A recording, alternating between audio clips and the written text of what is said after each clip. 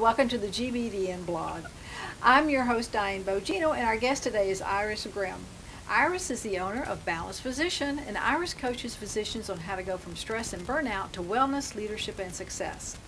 Iris is a native of East Germany, and after the Berlin Wall came down, she moved to West Germany, and in 1995, she came to the United States. The freedom we have in this country to be our own boss and to choose to work in a profession we truly desire intrigued Iris, and in 2000 she started her own business. Iris, thank you for being on the blog today. Thank you, Diane, for having me. The reason I wanted you on the blog today, Iris, is that a lot of people debate a long time about starting a business, and they run into stumbling blocks, and then they get into business and they run into stumbling blocks and they want to give up.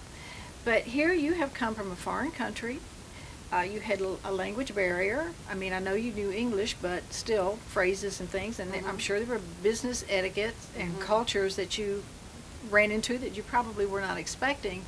So tell us, what did you do to overcome your stumbling blocks in getting into business? You know, as they say, the only way how you can eat an elephant is one piece at a time. That's right. That's what I did. However, I must admit that I did not even look at that as something that could hold me back. You know, so many times if we are thinking, okay, I don't speak the language, so maybe I can't go out and market myself. We are building internal walls and blocks that hold us back to do what we really want to do. So when I started, or when I even thought about starting my own business, which was in 1998, I really just did it because I realized corporate America wasn't for me. So when I started, I did not think about different culture. I didn't think about language barrier. I just thought, so what do I have to do in order to get where I want to go? Right. So you had the vision of how you wanted to live your life from a work perspective, and so you just started. I did. But at the same time, next to, and I wouldn't want to call it necessarily vision, because I couldn't see that far. But I was afraid of failure.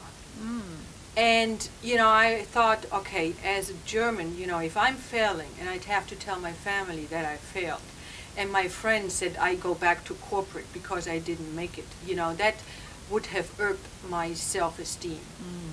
So, I always said I have to make it somehow. I don't know yet how, I just don't want to fail. Now, I don't know whether that was good or not, because when you think about it and you read the statistic, most of the most successful entrepreneurs and business owners failed 1, 2, 3, 4, 5 times. That's and true. here's Iris still doing what she did 10 years ago, hasn't failed yet. Maybe is there something wrong there? I don't know. But, at least I'm still here.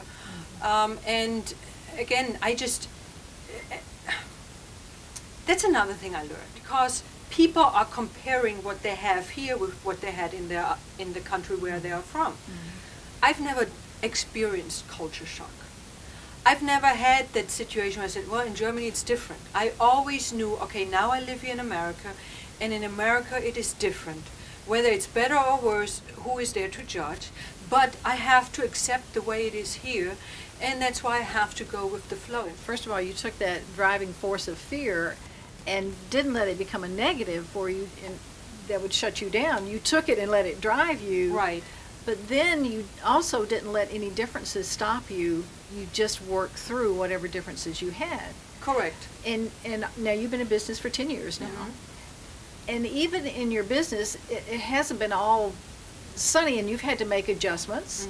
You've learned things from your clients, which I think a lot of business owners fail to listen to their clients to bring them what they need. Tell us a little bit about that and how you did that. Well, it's when I started out with my coaching business, I just had my certification or my coaching training, and said, all right, I'm going to be a coach for small business people because this is who I am, and it seemed just natural, and that was many times that the coach training pushed at that time. And so I went out to networking events, and I went to Power Core, and here in Atlanta, you can network yourself to death. I mean, you can network 24 hours and still haven't caught all the networking events. And that's what happened to me. I almost burned out. So with the networking, I always had to push myself to go out and go to these networking events. And I tried to be somebody for everybody, and I adjusted my message to whomever I was speaking to. And I realized that wasn't working for me, and I was burning out. So at that time I said, what market or niche do I want to go into? And again, in coach training, they say, let the niche find you. And I was like, I don't have time for that. I don't want anybody to find me. I want to take control. Right. And so that's when I came up with the niche of physicians and said, let me do some research. What is out there for physicians? And realized there is not much out there. This is a niche that I can go to. And I came up with the idea of the balanced physician, work-life balance for physicians. And I marketed it, and I did not get any response because hospitals and physicians weren't ready at that time. And it's been just, 6-7 years ago, but they didn't want to hear that message, work-life balance for physicians. So I had to adjust it and come up with a different model so that my customers heard it and were open to what I had to offer to them. What advice would you give our viewers about hanging in there when times are tough? My advice is be bold. Don't give up yet. There are people who are negative and who don't want you to succeed. And they will, and some of them want you to succeed, but they see all the negative reasons why you should not go what you really want to do.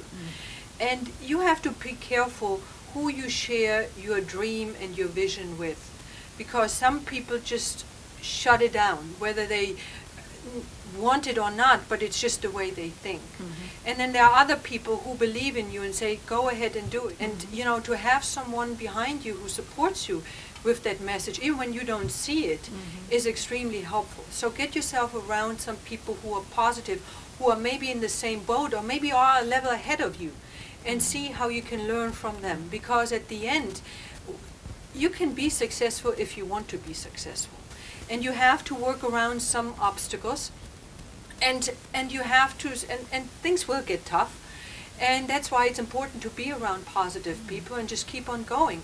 Now, don't do it to a point where, you are going down, you see it's going to go down. There has to be some judgment and common sense. But I think our mindset, our internal way of dealing with whatever is coming our way has a big impact how we will handle it, and whether we come out with a good success or whether we come out with a failure. Right. You can always come back to it, even if you have to go out and get a job or get a part-time job or something. The other group that you hung around, you and I and several other people were in mastermind group for many years, and our theme this year on GBDN has been addressing mastermind groups. And so tell us a little bit about, you say we were positive people. I hope we were. But I mean, we kind of laid things on the line. I mean, we would get mad at each other, but we'd work through our failures and our disappointments. Correct, yeah, and we coached each other. We had the challenge, I think, that many business owners have, and myself included, is that we do things on our own. And I was the marketing person, the bookkeeper, the coach, the trainer, the speech writer, what else there is, the senator, all things in one person. And many business owners have that same kind of challenge. So when we came together as a group, you remember, we brought our marketing material and asked each other for feedback. We had a certain challenge, we brought it up, brought it on the table, and coached each other or shared each other's wisdom and experience. So to be in a mastermind group is a great way to get feedback, but at the same time, at the end, it was always, so what's the goal for the next month? And how do we hold each other accountable? So that when I saw your success, and I saw, John's success, or Nancy's, or Kenny's, I was like, okay, if they can do it, I can do it too. Iris, I think we could all take a page from your book, and I really appreciate you sharing your advice and your wisdom and some of the obstacles that you've been through and how you handled it. And maybe we'll see you again next year. Who knows? I hope so. Thank you. Thank you for visiting the GBDN blog. This is Diane Bogino.